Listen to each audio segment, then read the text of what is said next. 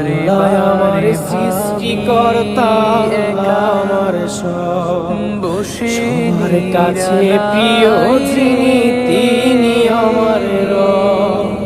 দুনিয়া করব সবাই আল্লাহর ইবাদত, দুনিয়া করব সবাই আল্লাহর ইবাদত।